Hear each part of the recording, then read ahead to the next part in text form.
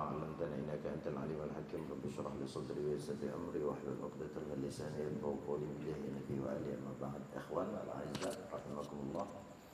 Alhamdulillah malam hari ini Allah Subhanahu wa taala berikan kesempatan kepada kita semua hadir kembali dalam majlis atau kajian rutin kita yang kita mulai dari ba'dal maghrib dengan membaca ratib tadi, kemudian dilanjutkan dengan qiraatul maulid, kemudian salat isya, dan dilanjutkan terakhir dengan kajian atau membaca salah satu di antara karya Al-Imam Al-Ghazali, yaitu kitab Mukasyafatul Qulub. Sebelum dilanjutkan tadi sedikit ketika membaca maulid ini, kalau tidak salah seingat anak atau sependengaran anak, pasal yang menjelaskan kelahiran Nabi yaitu wahina baraza kayaknya tak dibaca. Dibaca? Bacanya. Berarti aneh yang tak dengar. Wahina baraza itu harus dibaca. Mau disingkat pun tak masalah, tapi wahina barazanya baca. Biasanya orang mahalul qiyam walaqad ittasafa biasanya. Lebih afdalnya hina baraza baca, kemudian tadi kalau ittasafa. Karena kitab Maulid ini sesuai dengan namanya ceritanya tentang kelahiran Nabi. Lah, kelahiran Nabi yang tak diceritakan, walaupun Maulid itu bukan hanya sebatas tentang kelahiran Nabi, tapi juga membahas keutamaan, mukjizat, kemuliaan mulai dari sebelum lahirnya daripada Nabi, bahkan pada sampai daripada akhir dewasanya Nabi, diangkatnya Nabi, itu diantara semuanya. Alhamdulillah kalau memang sudah dibaca. Dan alhamdulillah ini satu nikmat besar yang Allah Subhanahu wa taala berikan dalam satu majelis, sehingga secara bersambung kita membaca atau mengisi daripada waktu, sepaling tidak waktu antara maghrib dan isya. Sayyidina Imam Habibullah Al-Idrus mengatakan al-kunuz kullal kunuz ihya lima bainal isya'in, di antara satu yang berharga atau sesuatu yang berharga, al-kunuz itu bisa dikatakan tabungan, simpanan, adalah menghidupkan waktu antara maghrib dan isya. Mungkin tidak bisa kita laksanakan di sepanjang hari kita karena banyak kegiatan, tapi sepaling tidak malam Jumat ada satu malam yang memang kita khususkan untuk kita isi lebih banyaknya dengan ibadah. Oleh karenanya saya katakan tadi di awal, alhamdulillah, walaupun ada di antara kawan yang mungkin ada kegiatan juga setelah maghrib, pengurus masjid dan sebagainya, tidak masalah. Cuman kalau bisa ba'dal isya sepaling tidak itu bisa hadir dan ada kajian. Sekali lagi saya sampaikan bahwa apa yang kita kaji ini saya tidak berniat mengajar, nanti jangan disalahpahami. Kita sama-sama belajar, kita mudzakarah. Panduan kita adalah kitab yang di depan ini. Kalaupun kemudian ada penjelasan itu pun bukan dari anak pribadi, tapi mungkin anak nukil dari beberapa kitab selain daripada kitab ini.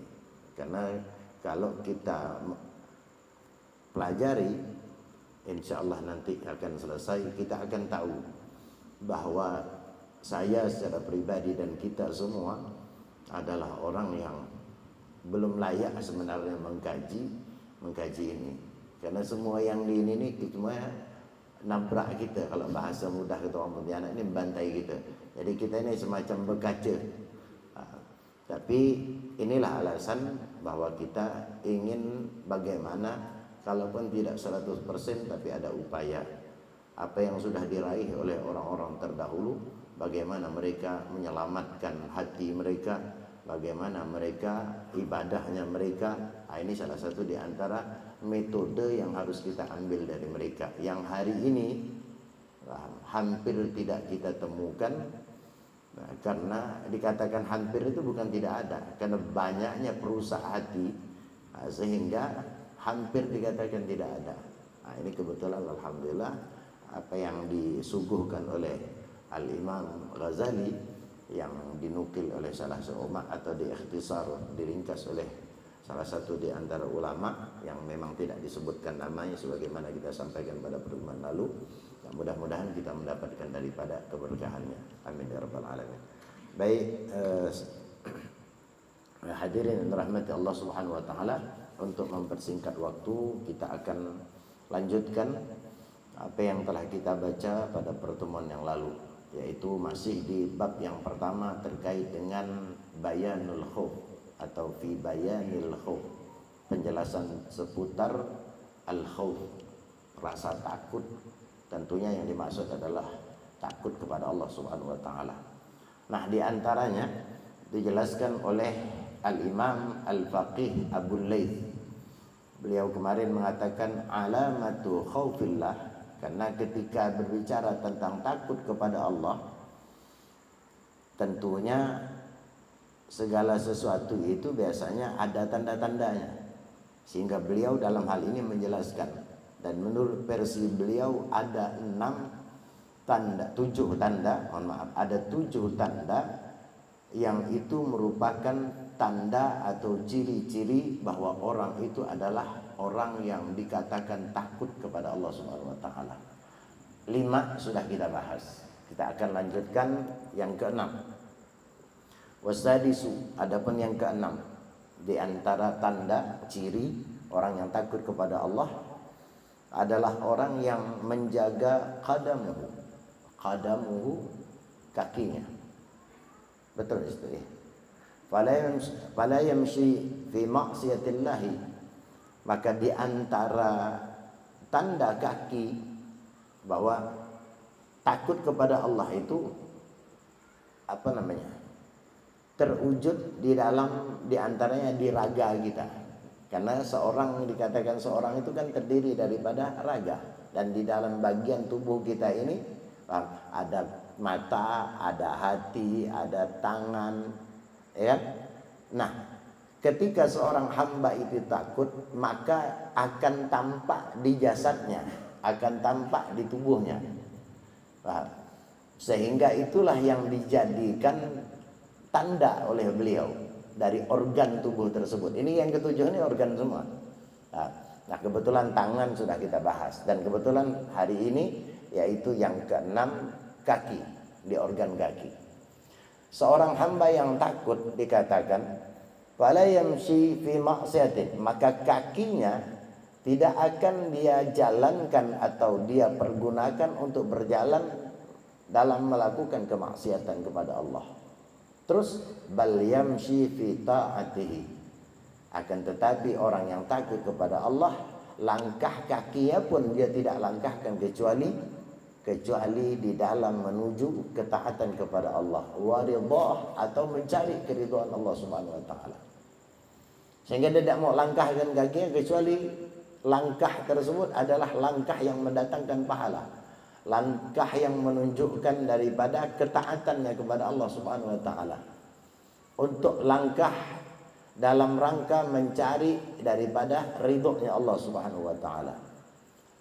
Kalau dimaksudkan di antara tanda-tanda kaki orang yang takut kepada Allah adalah mereka gunakan untuk ketaatan, untuk meraih keridhaan Allah, malam hari ini kita syukuri.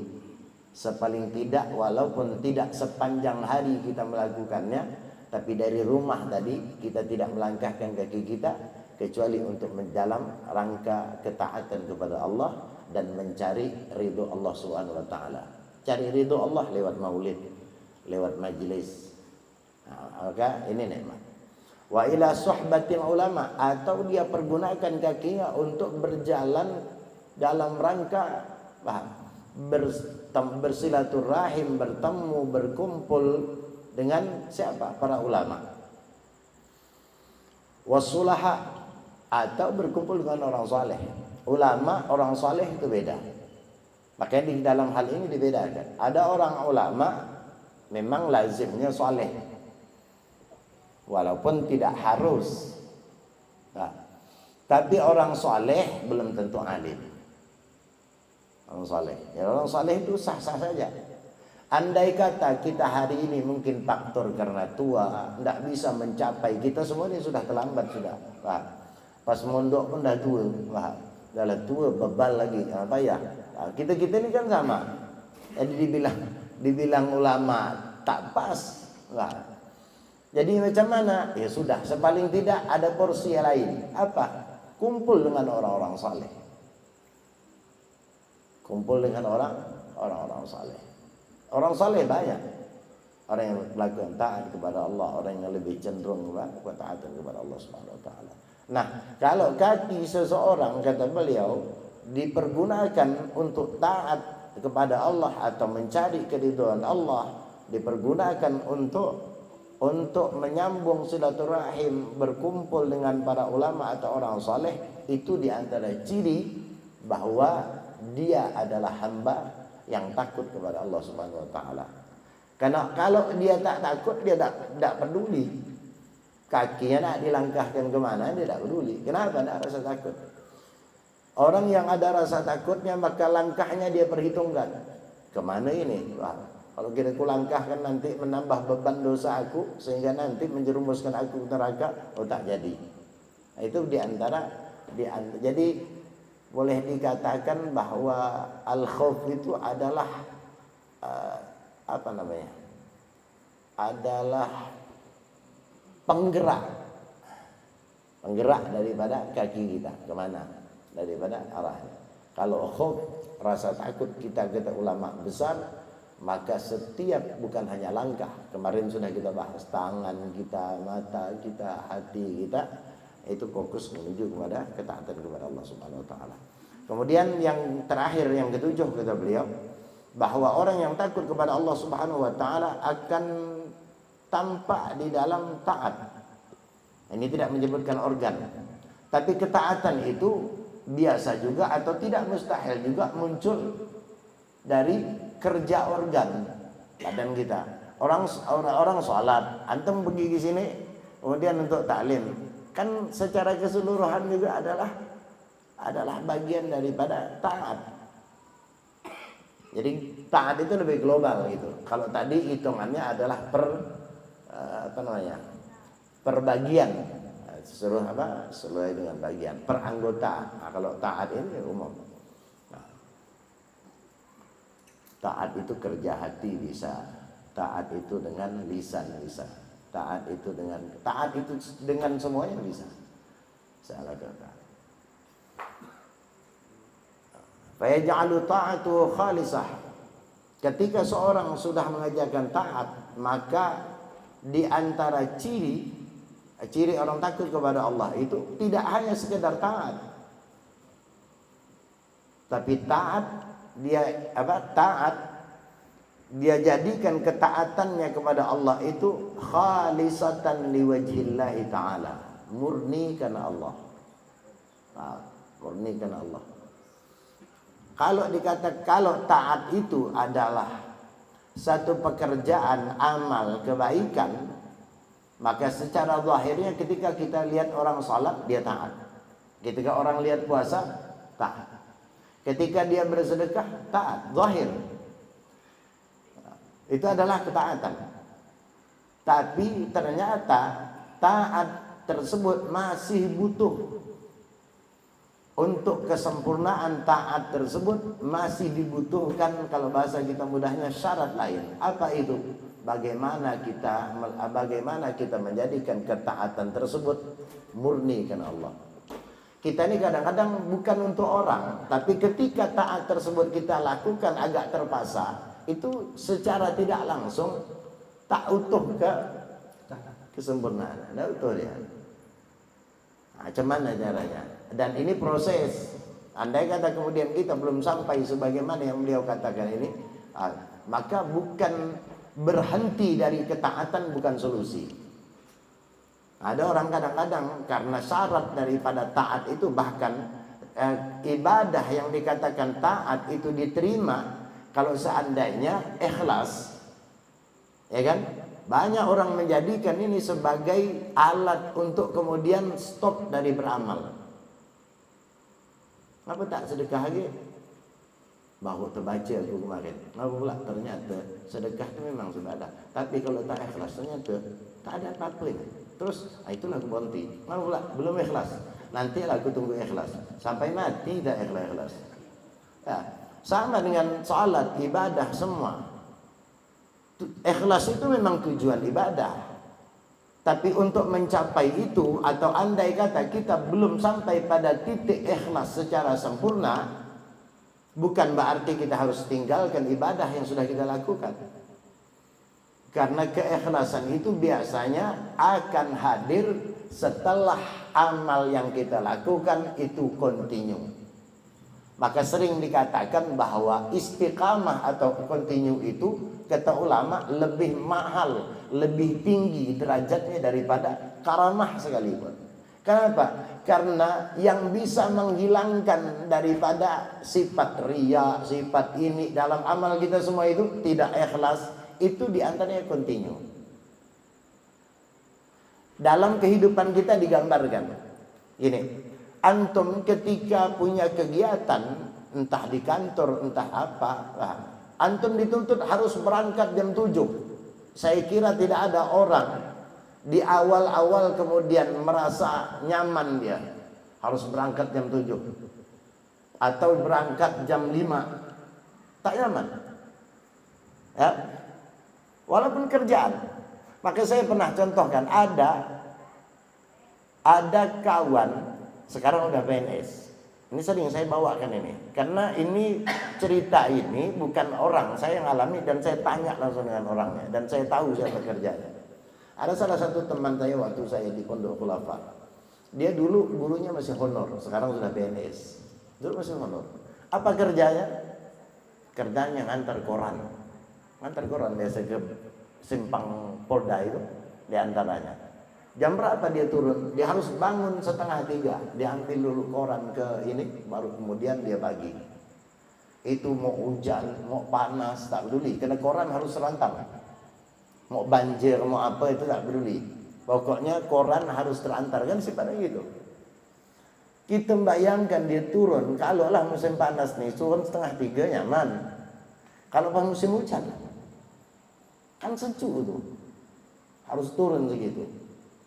Saya tanya, enggak ini enggak, apa namanya, enggak payah ke? Awal-awal dia bilang payah memang Ustaz. Saya pakai beker, kayak jam beker saja. Berat. Subhanallah, berjalan enggak sampai setahun. Saya tak perlu pakai beker lagi. Dan saya tak pernah merasa beban. Walau musim panas, musim dingin, santai saja. Dianggap saya biasa. Ini gambaran kehidupan biasa ini. Kerjaan biasa, bukan ibadah. Sehingga yang awalnya dia merasa beban, awalnya kemudian dia harus mengatur tidurnya untuk bangun 2:30. Hari ini Ustaz, walaupun saya tidur 2, tetap 2:30 saya terbangun. Kalau kita kan, kalau tidur terlambat, bangun mundur, kan gitu. Kalau kita tidur jam 9, bangun jam 3. Kalau kita jam 12, bangun jam 5. Kalau kita jam 2, bangun jam 6. Kan terus mundur. Orang yang sudah terbiasa, tubuhnya akan memberikan sinyal. Walau capek, saya katakan masa tak pernah terlewat. Alhamdulillah dia bilang, seingat saya enggak. Kalau pernah harus terlewat, palingan dikit. Dan saya sadar tanpa ada beker. Anak ambil cerita beliau ini hari ini memberikan keistiqamah. Bahkan sampai kemarin ketika saya sebelum keluar, udah diangkat PNS tapi kerja itu tidak dia tinggalkan. Menunjukkan bahwa kerja itu sudah bukan hal yang berat, bahkan sudah menjadi hiburan bagi dia. Nah, ketika kita melakukan satu ibadah, kita tak ada beban, itu ikhlas. Apalagi kalau ibadah tersebut merupakan sebuah kesenangan, dan itu yang dicontohkan Nabi walaupun kita tak mampu. Makanya kata ulama, Nabi kalau nyuruh Sayyidina Bilal azan sebagai petanda masuknya waktu salat, Nabi memang terkadang menggunakan kalimat azin ya Bilal, tapi Nabi juga tidak jarang mengucapkan dengan kalimat bukan azin, arihna ya Bilal, hibur kami wahai Bilal. Apa maksudnya? Salat itu hiburan. Kita belum, jangan khayal. Salat itu hiburan. Lah kalau udah satu jadi hiburan, paham? Satu jadi hiburan. Pertama, kita akan bergerak ke tempat hiburan tersebut sebelum tayang. Kan begitu? Takut terlambat. Karena senang. Nggak beban. Oh, senang nih. Wah, kata orang dapat jam 2. Dia datang jam 1. Senang. Kami juga senang. Maka mereka sebelum azan udah di masjid. Kenapa? Itu bukti bahwa ibadah bagi mereka sudah sebuah kesenangan. Kita belum sampai pada tingkat. Lah kalau dah satu senang, tidak ada beban, itu sudah masuk dari tingkat ikhlas. Kan enak. Saya pandai ngomong saya. Ini apa? Ini metode ulama di dalam mereka. Jangan tinggalkan. Kita ini kadang-kadang keliru. Sama, ikhlas ke, riak ke. Ada orang karena riak. Tahu-tahu kan ada orang karena macam-macam lah. Sehingga berhenti untuk melakukan ketaatan. Sombong. Wah. Udah kata orang, ya, percuma kau lakukan itu apa? Kulihat riak kau. Iya juga kata dia. Lalu tak ada ibadah. Enggak, lakukan ibadah. Riaknya berupaya untuk dihilangkan. Karena riak itu nempel dengan ibadah. Kalau kau tidak mau riak, wah, dengan cara meninggalkan ibadah, riaknya mungkin memang hilang, tapi ibadahmu juga hilang. Nah, macam mana cara kita melepaskan riak dari ibadah tadi? Caranya bagaimana? Istiqamah. Masa bodoh orang nak ngomong nak apa itu sudah. Ada upaya. Nah, itu salah satu di antara. Apa dikira mereka para ulama itu? Mereka cerita di antara di Tanbihul Mu'tarrin. Mereka itu ternyata kalau kita katakan dengan kita, bahkan lebih parah dari kita. Tapi mereka mujahadah begini, sehingga di antaranya Imam Sya'rani mengatakan itu sudah pernah aku alami. Berarti sudah terjadi itu dengan beliau. Tidak jadi kemudian tiba-tiba jadi wali. Siapa kita? Anak wali bukan, keponakan wali bukan. Memang ada upaya. Jadi tidak usah heran sebenarnya. Makanya saya katakan, tidak usah heran kalau ada sifat iri, tidak usah heran kalau ada sifat dengki. Itu perangkat manusia. Selama manusia itu punya yang namanya hawa nafsu, maka itu akan ada. Karena iri, dengki, sombong itu nempelnya di hawa nafsu. Kita beribadah itu dalam rangka menekan hawa nafsu. Makanya kata ulama diibarahkannya menekan. Semakin banyak ibadah kita, hawa nafsu kita tertekan. Saking taatnya kita, saking tertekannya hawa nafsu dengan taat kita, seolah-olah hawa nafsu sudah ada. Maka orang Melayu mengatakan, bahala dia ni macam malaikat. Ya kan? Berarti kalau dah sampai tingkat malaikat, berarti kan tak ada nafsu. Tapi yang hati-hati, nafsu itu tidak hilang. Coba kalau dia berhenti dari taat, apalagi plus dia melakukan maksiat, nafsu itu naik lagi. Jadi kalau nak dihilangkan hawa nafsu, tak mungkin. Hawa nafsu itu perangkat manusia. Maka oleh karena itu kata ulama, kenapa hikmah ketika Nabi diutus oleh Allah lakukan pembelahan dada Nabi. Bukan hanya satu kali, beberapa kali. 4 kali. Ketika Nabi masih kecil, sebelum Nabi diisra dan dimi'rajkan. Dan itu kata ulama hikmahnya. Loh, kalaulah pencucian pembelahan dada Nabi dikatakan mencuci daripada hati Nabi, kenapa Nabi itu tidak dilahirkan saja oleh Allah, langsung tak punya nafsu? Kok repot-repot dibelah? Kan mungkin kita bertanya gitu. Biasanya orang pakai logika gitu. Tidak mungkin. Masa dibelah bersihkan? Tak. Masa Allah tidak mampu menciptakan Nabi langsung, tidak perlu dibelah yang sudah suci? Bisa. Tidak mustahil bagi Allah. Tapi Allah subhanahu wa ta'ala sudah berjanji bahwa aku utus seorang Nabi, Nabi Muhammad dari golongan kalian. Kalimat dari golongan kalian berarti dari manusia. manusia punya nafsu, sehingga Nabi Muhammad harus dan wajib dilahirkan dalam keadaan punya nafsu. Kalau enggak, Nabi Muhammad bukan manusia. Setelah terlahir, ayat tadi itu, ini apa? Rasulun min anfusikum. Laqad ja'akum rasulun min anfusikum. Walaupun ada yang mengatakan min anfasikum, tapi umumnya dikatakan min anfusikum. Arti dari bagian kita. Loh, manusia, apa perangkat manusia? Perangkat manusia itu nafsu. Perangkat malaikat tak ada nafsu, kan begitu. Perangkat nabi, baru nabi setelah diproses, baru dikecualikan oleh Allah. Cara Allah mengecualikannya diantaranya dicuci. Bukan kurang kerjaan. Allah punya alasan kenapa harus dibelah dada Nabi Muhammad. Nanti orang ini katanya, paham? Katanya kata Allah Nabi Muhammad katanya diambil dari manusia. Kok dia terlahir tak ada nafsu? Paham? Orang komplain nanti manusia ini Allah yang disalahkannya. Allah dah tahu, paham? Sehingga Allah persiapkan, dan itu alasannya. Kenapa? Nah, itu salah satu di antaranya. Jadi semuanya ada, tidak usah heran.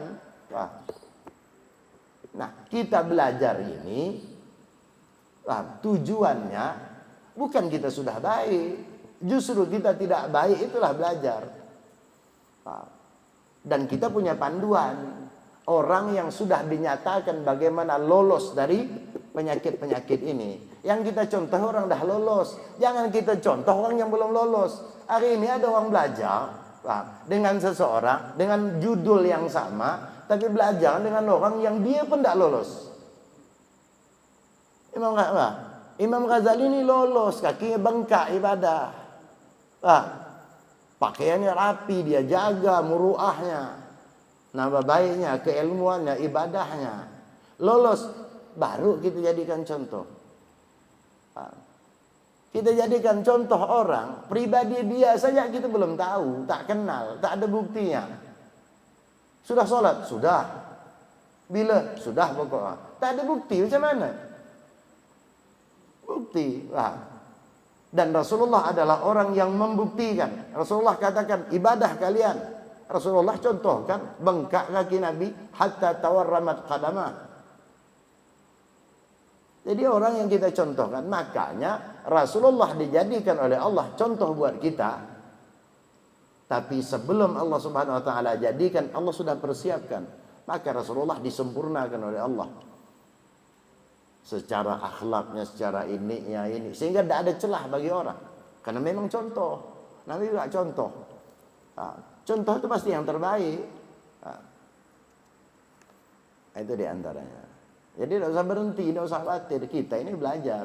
Ada sifat riak sedikit. Kadang-kadang belum murni kita 100% beribadah itu kemudian ikhlas. Awalnya ikhlas. Lillah ta'allahu akbar. Ikhlas. Gitu. Memang tidak ada apa-apa. Kawan kita lewat. Masya Allah dia ni. Di hati kita di saat itu. Kau bawa tahu. Itu jatuh tuh. Awalnya ikhlas. Di tengah ibadah bisa datang riak itu. Kan begitu. Atau kawan kita ngomong berdua. Siapa kau kawan anak? Masya Allah ya. Dia nih. Dari awal ku kenal. Terdengar pula. Setan nih kadang-kadang tak dengar disampaikan. Macam mana ibadah orang ini terganggu. Lalulah dia ganggu. Awak dia tahu. Di awalnya ikhlas. Ketika dengar. Bisa. Jadi ibadah itu bisa jadi di awal ikhlas. Di pertengahan datang penyakitnya. Atau di awalnya tidak ikhlas, di akhirnya mungkin di pertengahan. Begitu. Kita ini berproses itu. Imam Ali karamallahu wajhah. Imam Ali. Siapa kata Nabi yang bisa salat ikhlas lillahi ta'ala? Aku kasih dia selendangku. Imam Ali orang paling cekat kalau bab gitu. Orang lain bawa nak gini, ana langsung mbak. Boleh? Dan Nabi salat. Habis kemudian salat, Assalamualaikum, Assalamualaikum. Nah, kemudian Rasulullah kalau tidak salah bertanya, wahai Imam Ali, kamu selendang mau warna apa? Hijau, wahai Nabi. Langsung spontan jawab hijau. Berarti kan membuktikan bahwa di pertengahan atau di dalam sholat itu dia mikir, ini kalau nanti dipakai ini hijau ke putih, hijau ya lah. Karena spontan jawabnya. Itu salah satu di antara bukti. Kalau nak kita contoh sekelas Imam Ali, begitu cuman ali-ali biasa. Iya, jadi tidak usah heran, tidak usah kaget. Ini memang ada perangkat kita memang ini. Faj'al ta'atuhu liwajhillahi ta'ala wa yakhafu minar riya, takut pada riya. Memang penyakit ini yang ditakutkan oleh ulama. Al-Imam Al-Antaqi mengatakan, kalau tidak salah, beliau saking dia ingin jangan sampai dikatakan idza tarakahu al-buka inda sima'il Qur'an aw hadis aw ghairi dzalika sarrafahu ila tabassum. Macam-macam cara ulama untuk melawan atau untuk membentengi dari sifat riya. Dikatakan beliau kalau kemudian idza tarakahul buka itu bukan dibuat-buat. Nah, mereka ini kadang-kadang dengar ayat terus paham langsung sedih. Dengar hadis sedih. Kalau kita kan biasa. Ayat apa pun dibaca, ayat kursi, apa tetap tertawa kita. Ada di antara mereka yang sampai pada itu, faham maknanya, menghayati, dia nangis. Tapi dia takut tangisan ini dapat menyebabkan nanti pujian orang, sehingga nanti dia akan sifat bangga diri, ujub, riya. Apa yang dia lakukan? Sarrafahu ila tabassum. Tangisan tadi dia tahan, kemudian dia arahkan kepada senyum. Kalau kita tak nangis, buat nangis, itu yang parah. Ini dia nangis tidak dibuat-buat, tapi bagaimana dia tahan jangan sampai ini menjadi sebab celah bagi orang untuk kemudian mengomongkan dia, nanti dia timbul ujubnya. Apa dia lakukan? Senyum dia. Nangis senyum. Kalau kita kan enggak. Pas lagi senyum-senyum tahu-tahu nangis. Ngapa pula? Aku tak bisa buat dengar ayat ini. Payah udah gitu berat.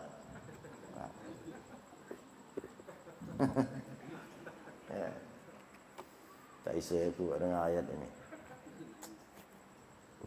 Macam dia paling lembut hati. Nah, ini ulama. Jadi ulama dulu itu macam mana amalnya, paham?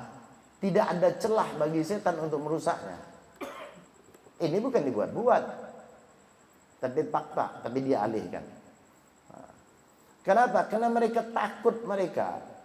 Bahkan dalam riwayat dan ancaman dari Allah Subhanahu wa taala dalam sebuah hadis Nabi sallallahu alaihi wasallam, lamma khalaqallahu jannata adn, ketika Allah menciptakan neraka surga Aden, khalaqa fiha ma la ainun ra'at wa la uzunun sami'at wa la khatara ala qalbil bashar. Dikatakan ketika Allah menciptakan surga Aden, Allah ciptakan di dalam surga tersebut mala ainun ra'at, sesuatu yang tak pernah dipandang oleh mata. Wala uzunun sami'at, bahkan tak pernah terdeteksi oleh telinga kita, tak pernah didengar. Wala khatara ala qalbil bashar, kenikmatan surga Aden yang Allah persiapkan tak pernah terlintas di hati manusia. Jadi kalau ada orang mengatakan kaya di surga tuh Aden tuh bidadari yang macam ini, enggak. Apa yang kau bayangkan enggak ada itu. Paham? Kemudian setelah Allah ciptakan surga Aden dengan segala perangkat kenikmatannya tadi yang tak pernah didengar mata, tak pernah dilihat mata, tak pernah terlintas di hati, Allah Subhanahu wa taala qala Allah taala lah, Allah katakan kepada surga tersebut, surga Aden. Apa kata Allah? Takallami, wahai surga Aden, berbicaralah kau. Apa kata surga Aden? Qala qad aflahal mu'minun, qad aflahal mu'minun, qad aflahal mu'minun. Ana, dia ucapkan 3 kali. Sungguh telah beruntung orang-orang yang beriman. Sungguh telah beruntung orang-orang yang beriman. Sungguh telah beruntung orang yang beriman. Kalimat terakhirnya apa? Kalimat terakhirnya, ana haramun ala kulli bakhilin wa mura'in. Aku, kata surga Aden, haram bagi orang untuk masuk ke aku, bagi orang yang bakhil dan orang yang riak. Ini yang ditakutkan ulama, tak kebagian jatah surga Aden karena riak tadi. Maka bagaimana di mereka berupaya untuk meninggalkan hal-hal atau menjauhkan perbuatan ibadah mereka, perbuatan mereka dari sifat riya. Pamer kata orang sekarang nih. Nah, tapi pamer ini bahasanya umum. Ada orang kita pamer itu menayangkan cara ini, kita juga kalau dikatakan murain tak jalan nih. Nah, riya, ujub, semualah penyakit hati. Namanya juga penyakit hati. Ini yang harus digarisbawahi. Nah, penyakit hati. Sehingga kalau kita melihat zahir di luar dari hati, walaupun penyakit hati ini kan kadang-kadang muncul ke permukaan. Reaksinya ke tangan, reaksinya ke mata, reaksinya ke ucapan, reaksinya ke badan. Oh, udah mau asal besar di jalan begini. Itu reaksinya. Tapi reaksi itu bukan dia, itu reaksi. Letaknya di mana? Letaknya di hati. Sehingga kita jangan terperdaya. Nanti lihat orang jalan begini, kita anggap sombongnya. Kita ponis orang dengan kalimat sombong hanya karena kita melihat dia jalannya tegap. Padahal kita sudah tahu letak sombong itu di mana? Di hati. Kok kita bisa memponis dia? Ternyata sekali ditanya, wah, sombong. Apa kata tetangganya? Dia itu tak sombong. Dia dulu jatuh dari pokok jambu. Jadi dia begini, makanya di jalan begini. Salah dah kita kan? Salah. Karena tidak usah dinilai. Tapi ciri-ciri itu, kalau kita anggap jalan itu adalah jalan sombong, ya apa hikmah yang bisa kita ambil? Bukan memponis dia sombong, tapi bagaimana kita tak berjalan seperti dia. Itu tujuannya. Tujuannya itu. Jadi letaknya di hati. Wan nifaq atau penyakit nifaq. Idza fa'ala dzalika huwa minal ladzina qala Allah Ta'ala fi haqqihim. Kalau mereka melakukan ketaatan lillah karena Allah Subhanahu wa taala, terlepas dari penyakit riya ataupun sifat penyakit munafik. Fa idza fa'ala dzalika, kalau mereka melakukan itu, fa huwa minal ladzina qala Allah Ta'ala, maka mereka masuk dalam kategori yang Allah Subhanahu wa taala firmankan di dalam Al-Qur'an. Apa kata Allah? Wal akhiratu 'inda rabbika lil muttaqin. Negeri akhirat adalah negeri yang Allah persiapkan untuk orang-orang yang muttaqin di sisi Allah Subhanahu wa taala. Inda rabbika lil muttaqin. Kalimat ulama mengatakan kalimat inda rabbika ini adalah kalimat menunjukkan bahwa balasan ini adalah balasan istimewa. Karena menurut ulama kenikmatan terbesar dari surga itu bukan kenikmatan bidadari, bukan kenikmatan surga makan minum, bukan. Apa kenikmatan terbesar? Puncak kenikmatan surga itu adalah an-nazar ila wajhillah. Maka siapa istrinya Fir'aun? Asia. Di dalam Al-Quran dibadikan oleh Allah. Apa katanya? Di antara permintaannya, Rabbi ibni li baitan indaka fil jannah. Ya Allah, bangunkan aku satu rumah di sisimu, tapi di surga. Di sisi Allah jauh lebih penting, baru disebutkan surganya. Rabbi ibni li indaka baitan fil jannah. Akhirnya kita lama pintar dia. Kenapa? Karena kalau ditaruh di surga tapi jauh dari Allah, Kedekatan itu yang paling penting. Nah, itu makanya Rabbib ini Anda. Orang-orang yang bertakwa dia punya porsi istimewa. Apa? Dekat dengan Allah Subhanahu wa taala. Maka dikatakan wal akhiratu inda rabbika lil muttaqin. Wa qala fi ayatin ukhra, dalam ayat lain Allah Subhanahu wa taala berkata innal muttaqina fi jannati wa uyun, sesungguhnya orang-orang yang bertakwa mereka berada di dalam kenikmatan jannat. Jannat itu basatin, kebun-kebun. Jadi di surga nanti ada kebun-kebunnya. Tapi jangan dibayangkan kayak kebun di sini. Kita saja kadang-kadang kebun di sini semak semua. Siapa yang pergi? Di kebun, taman-taman, paham?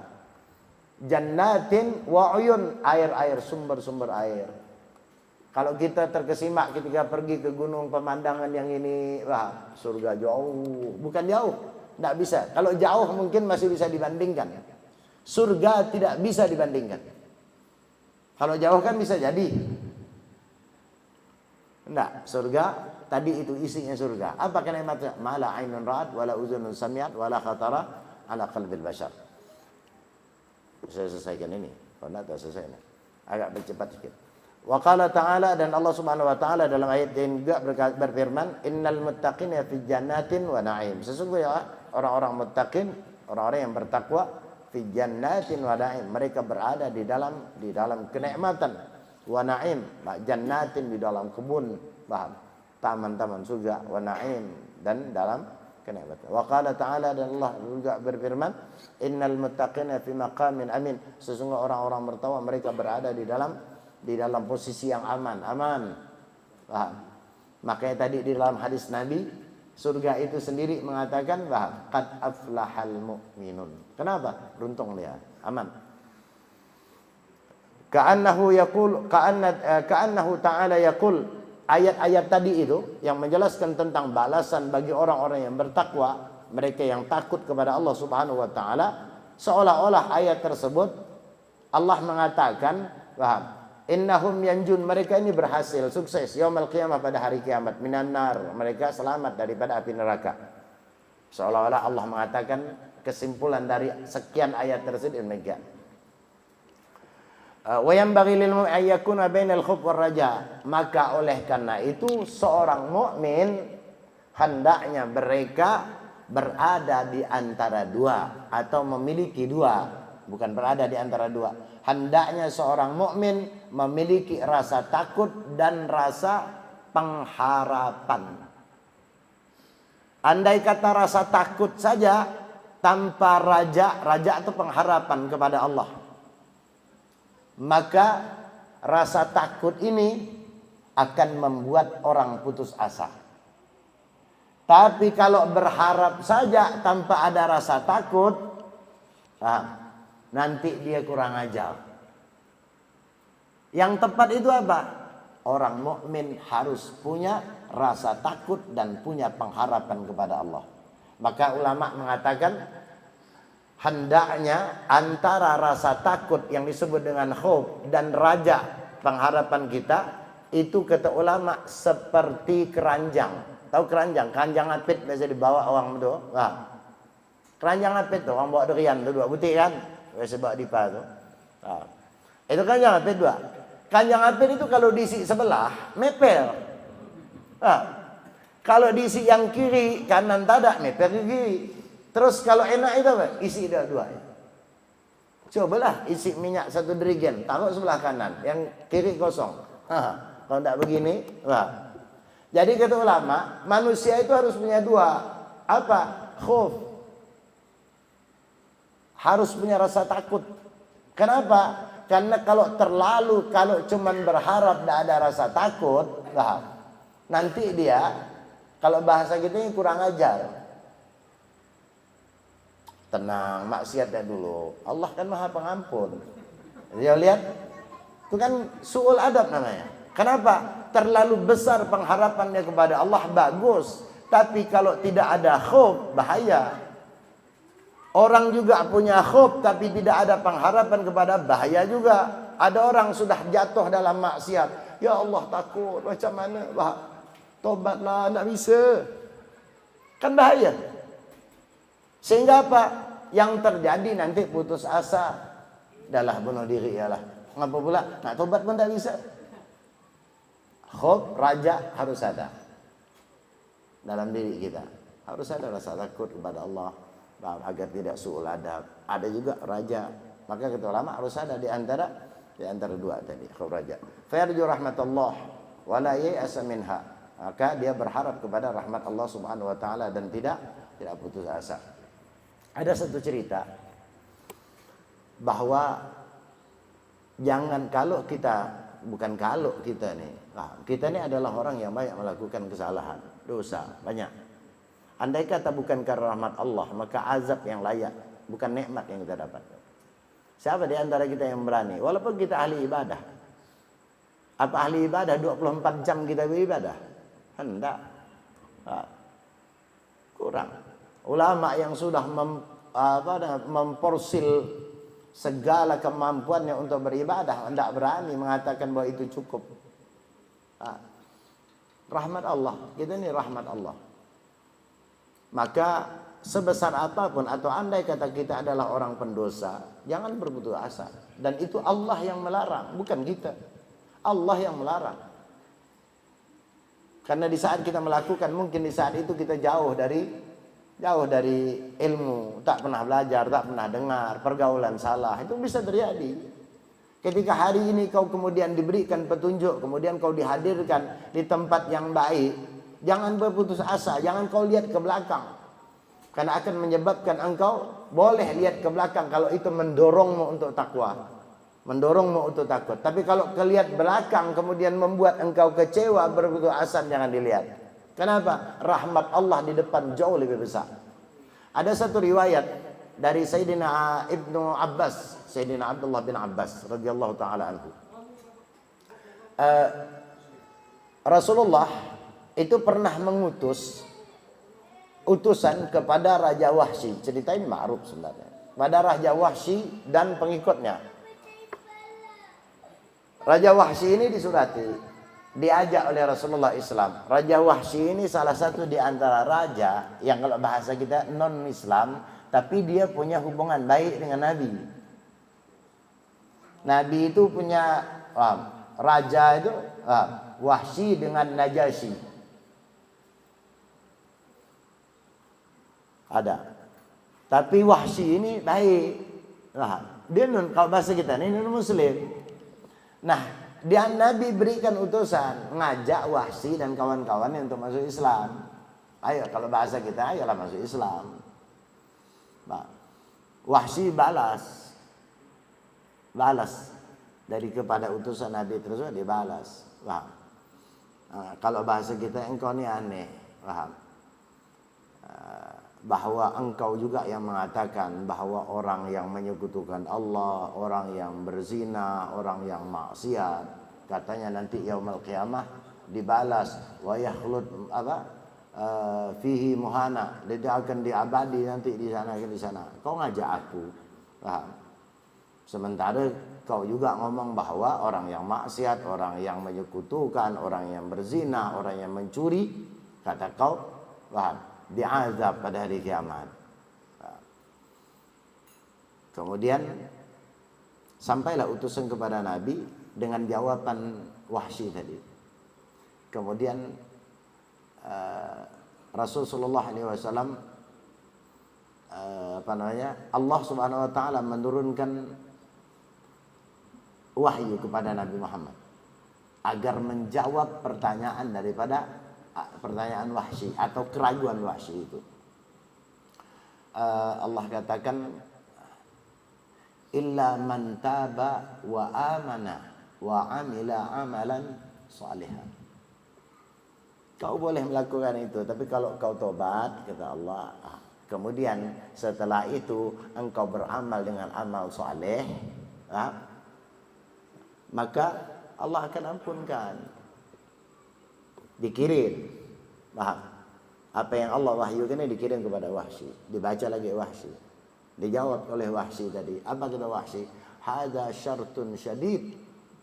Ini syarat, ini berat. Kalau pun diterima, tapi kan harus beramal saleh. Aku belum tentu mampu, paham? Belum. Selesai dah waktu talim.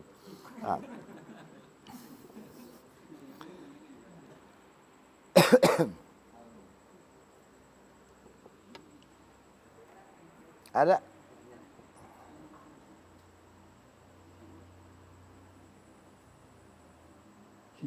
Tes. Nanti. Habisin cerita ini ya. Kemudian Wahsy tadi membalas lagi kepada Nabi. Nah, dalam riwayat Ibn Abbas ini kemudian mengatakan bahwa hadza syartun syadid, ini bagat ini kalau bahasa kita nih, bagat syarat nih. Diterima ala tobat, tapi kan syaratnya kan wa amila amalan shalihah. Belum tentu, baru kan anak masuk Islam langsung disuruh taat. Kemudian Allah Subhanahu wa taala menurunkan wahyu kepada Nabi Muhammad agar membalas kembali daripada keraguan-raguan daripada Wahsy tadi yang mengatakan ini syaratnya berat, belum tentu mampu aku. Paham? Kemudian kata Wahsy di akhir itu, apakah ada cara lain selain ini?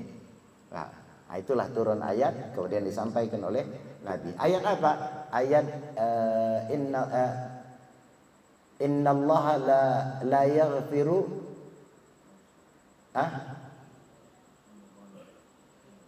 innallaha la yaghfiru an yushraka bihi wa yaghfiru duna dzalik liman yasha. Sesungguhnya Allah tidak mengampunkan orang yang membutuhkan, tapi Allah berkehendak untuk mengampunkan siapa yang dikehendaki. Ketika dikirimkan ayat ini yang Allah wahyukan, Wahsy kemudian mengatakan begini. Kata Wahsy, aku masih ragu. Memang betul dikatakan bahwa Allah Subhanahu wa taala akan menerima daripada atau mengampunkan dari semua dosa selain daripada dosa syirik kalau dia mau kembali kepada Allah Subhanahu wa taala. Cuman kata Wahsy, ana masih ragu. Ara fihi bu'dun wa syubah. Beliau mengatakan begitu. Aku melihat ini jauh. Kayaknya jauh. Untuk mendapatkan ampunan ini kayaknya jauh. Kenapa? Wahsy sadar kalau yang dia lakukan maksiat tidak nanggung. Zina dia lakukannya, mencuri, merampok, iya, maksiat, iya, semuanya. Menyekutukan, iya. Kalaulah aku ini kayaknya masih jauh. Tidak pede kalau bahasa kita. Dapat jaminan padahal Allah. Cuman kan ketika itu Wahsy belum tahu kalau itu dari Allah. Dia menyangka bahwa jawaban itu dari Muhammad. Walaupun Nabi Muhammad menyampaikan bahwa ini adalah jawaban dari Allah. Allah yang memberikan daripada jaminan tersebut. Tapi kan dia belum, statusnya dia belum masuk Islam. Kemudian dia katakan ini jauh kayak. Aku masih kurang percaya. Paham? La adri. Paham?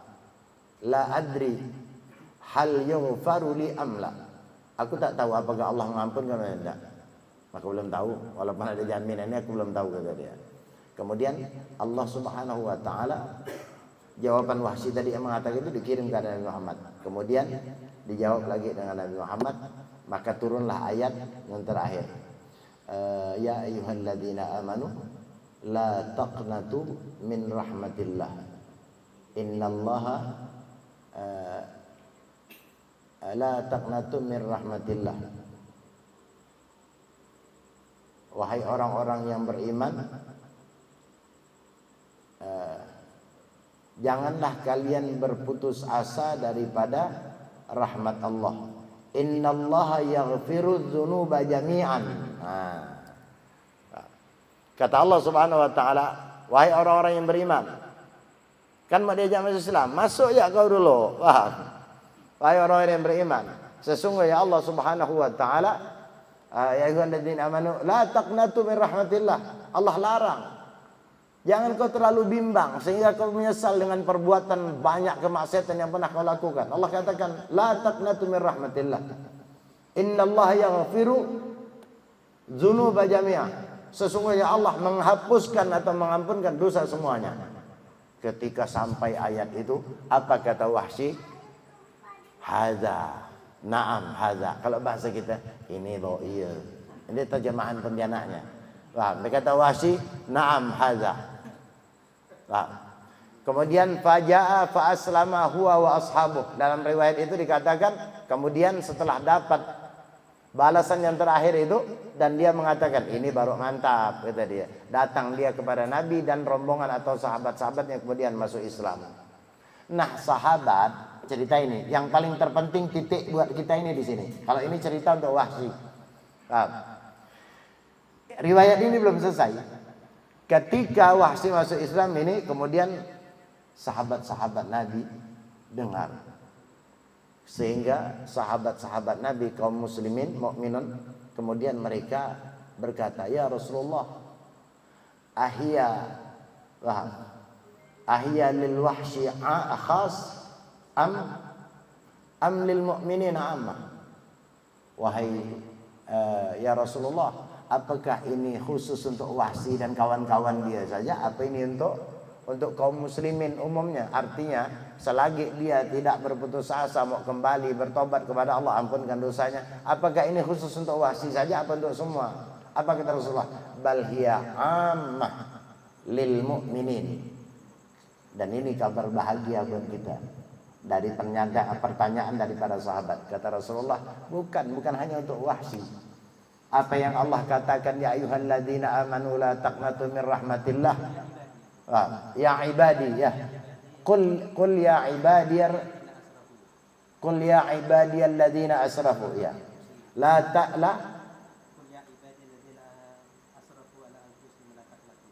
anfusihim la taqnatu min rahmatillah innallaha yaghfiru dzunuba jami'an innahu ghafurur rahim. Anak-anak, karena banyak ayat yang serupa dengan itu. Paham? Ada juga la tai'asu min ruhillah. Ada di antara ayat. Nah, ini di antara. Tapi potongannya la taqnatu min rahmatillah innallaha yaghfiru dzunuba jami'an. Yang membahagiakan buat kita bahwa rahmatnya Allah, yang bahkan pernyataan Allah Subhanahu wa taala akan menerima, akan mengampunkan apa yang kita lakukan selama kita mau kembali kepada Allah Subhanahu wa taala, dan tidak perlu bagi kita untuk berputus asa apa yang sudah terjadi. Karena ini dinyatakan Rasulullah bukan hanya untuk Wahsy tapi untuk kita semua. Nah, itu yang kita, satu kenikmatan yang Allah Subhanahu wa taala berikan. Karena andai kata tidak ada rahmat maghfirah dari Allah Subhanahu wa taala, sepertinya sulit bagi kita untuk mendapatkan kemuliaan, apalagi kemuliaan akhirat.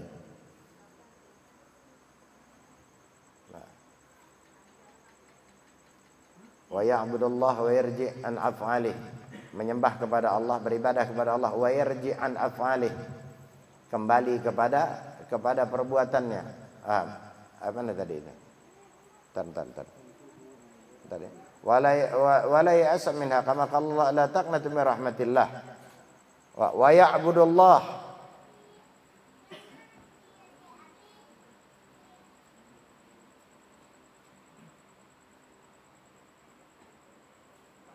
Nah, ini ada yang kurang sepertinya, tak nyaman.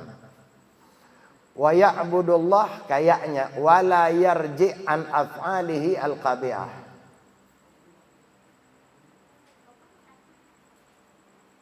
Nah, ada enggak situ? Hah? Iya, tapi kalau tak dikasih lah, itu maknanya nyuruh orang berbuat jahat, kan enggak mungkin. Kita ini kalau pandai-pandai, ini percetaan nih, enggak usah kan. Di situ ada? Memang enggak ada. Bentar loh.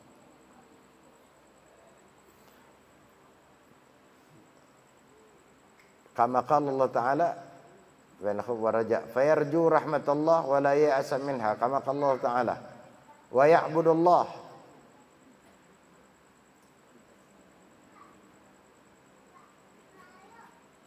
Enggak tepat. Ini kan sambungan wa ya'budullah kemana? Fayarju rahmatullah wa la ya'sa minha, kan begitu? Wala ya'asu minha, kan begitu? Wala ya'asu minha wa ya'budu, kan begitu? Adapun kalimat kama qala Allah Ta'ala itu untuk menjelaskan daripada wala ya'asu tadi. Nah, tepat. Kalau seandainya diartikan, coba anak artikan ya aman. Wa ya'budullah, dan hendaknya beribadah kepada Allah atau menyembah kepada Allah. Wa yarji, dan kembali an af'ali, dari perbuatannya al-qabihah yang boleh makna yarji artinya menjauh. Ya, betul. Bukan kembali kepada perbuatan yang buruk, artinya kemana? Yarji itu artinya menjauh daripada perbuatan yang jelek. Karena kalimat yarji itu bisa maknanya begitu. Yarji an af'ali al-qabihah. Ya kalau mau aman ya wala yarji. Kalau ada raja'a itu dikatakan kembali. Karena umumnya orang memaknakan raja'a yarji itu kembali. Kalau lah dikatakan dimaknai dengan yarji itu tidak tepat. Menyembah kepada Allah hendaknya jangan berputus asa. Hendaknya berharap kepada Allah, hendaknya tidak berputus asa. Menyembah kepada Allah dan kembali kepada perbuatannya yang jelek, tidak mungkin. Dan hendaknya tidak kembali kepada perbuatannya yang jelek. Itu untuk mencari aman, karena tak mungkin kita ikutkan. Atau makna yarji tadi itu artinya menjauh daripada perbuatan yang jelek. Bisa diartikan itu. Anda nak nyalahkan kitabnya. Tapi kalau dimaknakan dengan makna kita tidak tepat itu. Karena kita dituntut. Karena ini posisi bagi kita berharap kepada Allah. Masa berharap dengan kembali kepada perbuatan jelek? Tidak mungkin. Itu namanya ngolok-ngolok. Yarji ila Allah wa yatubu ila. Coba lihat kalimat wa yatubu ila Allah. Bagaimana mungkin kok dikatakan kembali kepada perbuatan yang jelek kemudian terakhir tobat? Kan tidak mungkin, tidak nyambung. Kadang-kadang kalau ana pribadi kalau memahami kita begitu. Makna itu juga penting. Yarji ba'udah. Kalau memang itu tadi kalau lebih amannya itu deh. Pakai an enggak? Oh iya. Lil bu'ad lah ya, betul. Berarti kalimat yarji itu berarti betul yabta'id an af'alihi al-qabihah. Pakai an kan tak terlihat. Oh iya. Wa yarji an af'alihi, betul. Ya, betul. Berarti tidak salah, cuman khawatirnya kalau terjemahkannya kan bahaya ini kalau terjemahkan. Hendak menjauh dari perbuatan jelek. Karena syarat taubat itu kata ulama selain daripada menyesal, hendaknya dia al-iqla. Apa iqla? Menjauh dari itu. Ada orang tobat, arak masih di tangannya. Atau tobat, tapi dia masih berada di tempat arak itu. Saya dah tak minum, tapi di situ itu bahaya. Dia harus menjauh. Itu al-iqla kata ulama. Tobat. An-nadam wal iqla alla ya'udu ilaih, kan begitu. Iqla. Jadi ini maknanya wa yarji an af'ali al-qabihah, makna al-iqla kalau bahasa mudahnya, surut taubatnya. Dah betul lah tu.